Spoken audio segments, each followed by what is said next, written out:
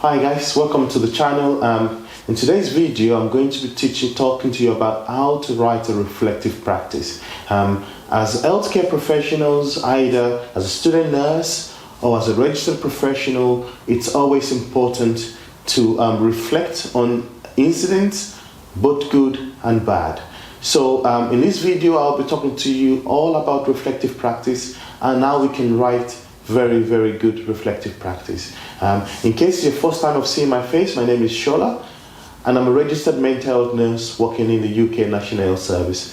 The aim of this channel is to help nurses bridge the gap between nursing and finance. We'll be talking about everything nursing, such as reflective practice, placement experience, and how to score good grades in your nursing placement. We'll also be talking about things like income tax, tax relief, tax rebate, salary sacrifices, and many more.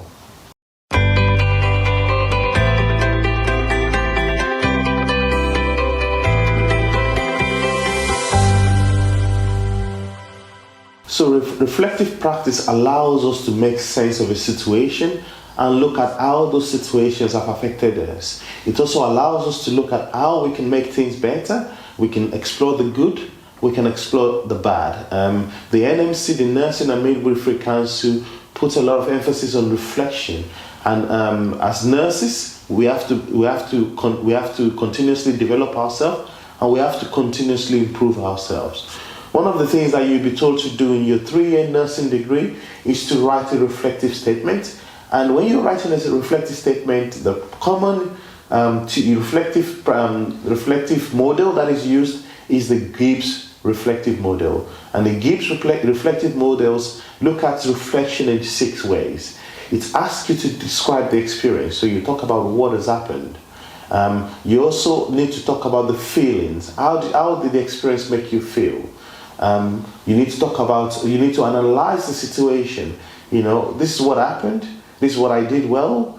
This is what I didn't do well. It allows us to improve on our practices. With the Gibbs reflective practice, we need to evaluate our experience. Okay. We also need to make conclusions, and we also need to set out future plans or action plans.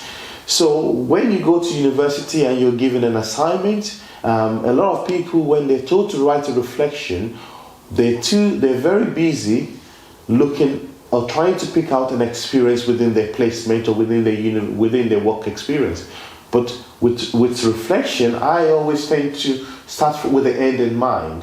What I always think about is if the reflection is about communication, what I always think about is what communication model do I feel comfortable talking about?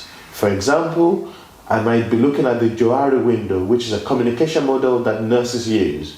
And the Johari window allows us to evaluate our communication, to evaluate our known area and our unknown area. So in Johari window, you have something like your blind spot. Things that all those people can see about you that you don't see. For example, some people might talk a lot with their hands, which they don't know they do. That's one of the things that Johari window allows you to do. So with reflective practice, what I want you to do, if it's about communication, what I want you to do is focus on a communication model that you feel comfortable talking about. And in this case, for me, I feel comfortable talking about the Johari window. And then I think about an experience. A lot of people think about the experience and then they think about the model after. It's always important to think about the model that you feel comfortable about, because remember, you're going to write a 10,000 word reflective practice or 5,000 word reflective practice. If you're not comfortable with the model, you will struggle to write, because the experience itself is only a little aspect of the reflection. The main thing is to be comfortable with the Gibbs reflective model, and also you need to be comfortable with the Johari window, which is the communication model that you're talking about. So for example, if I was to talk about a communication model or communication experience on placement, I might be looking at maybe the areas that I did really well in, and then look at areas that I did not do well in. So those areas might be my blind spot. For example, I felt that my facial expression wasn't very good. At the time, I wasn't aware of that. And it was one of the patients or the staff that actually communicated that with me. So again, the key point in this video is that when you're completing a reflective practice, You need to focus on the model that you're going to talk about, and be comfortable with that model, and then look at an example that will fit in nicely with the model, and that will allow you to achieve a good grade.